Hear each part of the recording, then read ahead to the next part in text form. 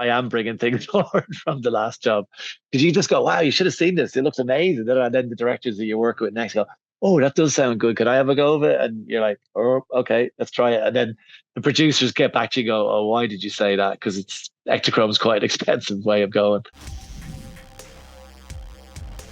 The movie is stunning. Like from start to finish, I was amazed by how it looked. So really good job. Oh, great. Well, this should be an easy interview then. So I was told that the decision to include the black and white scenes in the movie came kind of late in the game. Did that impact how you actually shot the movie at all, or is that something that comes after the movie's filmed? No, no, we shot it on black and white film stock. So yeah, it wasn't like we shot it on color and then we'll go to black and white. So that was yeah, it was I think Yorgos had seen the way the set was working out and he was maybe thinking, how best to incorporate the set for the film. And he loves black and white film anyway. So he kind of I think he saw the opportunity to kind of maybe make it work. And then like when you watch the film, you go, oh yeah, it totally makes sense because she kind of goes on this journey and her life becomes colorful, and then she brings the color back to the same sort of beginning anyway. So it all seems like totally makes sense. But I guess because it was a late decision that people like producers and production designers maybe got a little bit like, oh shit, okay, what are we gonna do? But from my perspective, I was like, yeah, let's go. This is great. I love it. It works so well in the movie. And I know you've also worked with Emma Stone before on The Favorite. Did knowing her style or process kind of help with this kind of movie because of like how different she is in each scene? Well, I think for her, this film was kind of like a departure from most of her other work as well. So it was kind of just being able to kind of give her as easy a time as possible to kind of create that. And, you know, she totally trusted Yorgos. He totally trusted her. And we just sort of had so much fun watching her go through all these, levels of Bella. And like the thing is, we shot it obviously by set basis. So if you think about it, the beginning of the film starts in Dr. Baxter's house, but also the end of the film. So she goes from being like super young Bella to like sort of Bella 2.0 within 3 weeks of filming it. So she had to change back and forth all the time. And that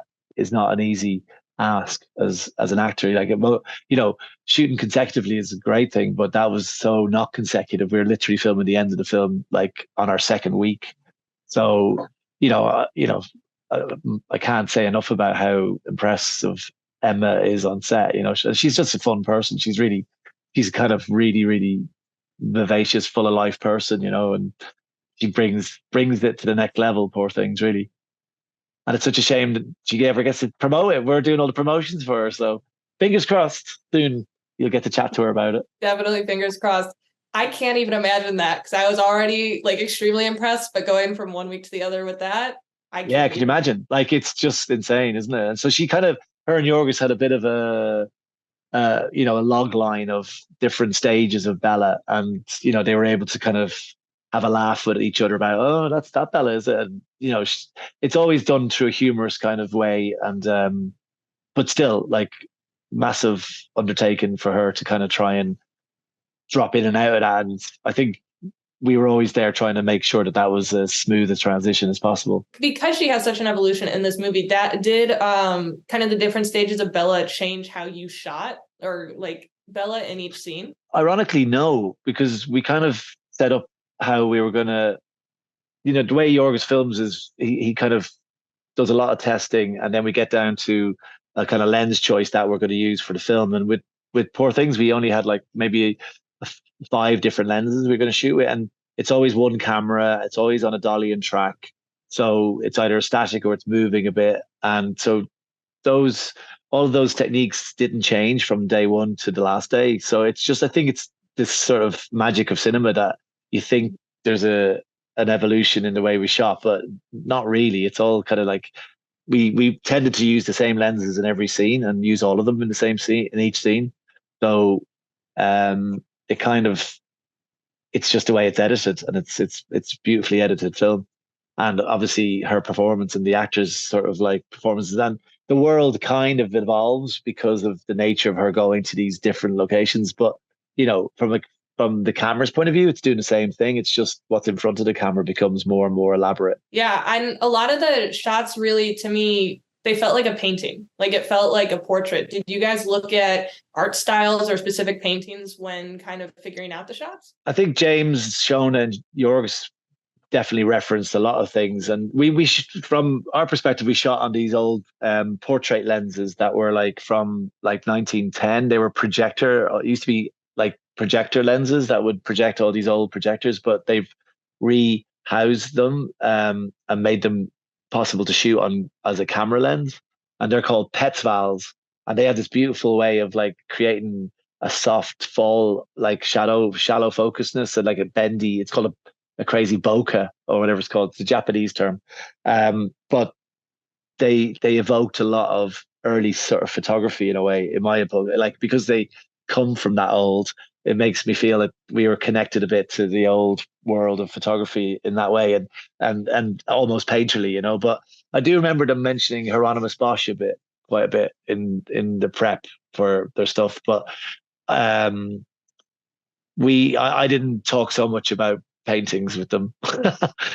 You'd have to ask Sean and James. And then can you talk to me a little bit about collaborating with Yorgos and how he stands out from other directors that you've worked with? Yeah, I this is a tricky question. I don't like he's a very singular director. There's not many people who direct like him. So um I think he's got a lot of taste, and he knows what he doesn't like, and he'll kind of like sort of filter that out, and he'll get to where he wants to get on all levels of craft as much as he can. And I think he tends to push people in their own craft to limits that they probably didn't know they had.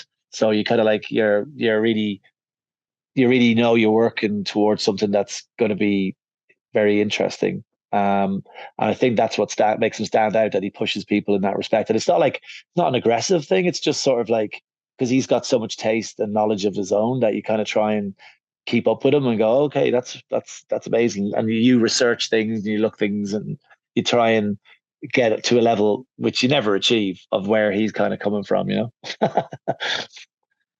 But you think you're great as you're doing it. Were there any maybe techniques or styles from this that you would want to take into future projects? Well, every time you finish on a Yorgos film, you tend to do the next thing you do after you tend to try and bring a few of the things you've just done, and it's like it doesn't work the same. So it's like, oh, it only kind of really settles into his world. So um I have been shooting Petzval lenses on the last job I just did, and then the next job I'm doing, I'm getting them to shoot on Ektachrome film. So yeah, I guess I am bringing things forward from the last job, because you just go, wow, you should have seen this. It looks amazing. And then the directors that you work with next go, oh, that does sound good. Could I have a go of it? And you're like, oh, okay, let's try it. And then the producers get back to you, go, oh, why did you say that? Because Ektachrome is quite an expensive way of going. I love it. Well, thank you so much for taking the time to talk to me. Like I said, the movie is absolutely gorgeous. I cannot wait for more people to see it.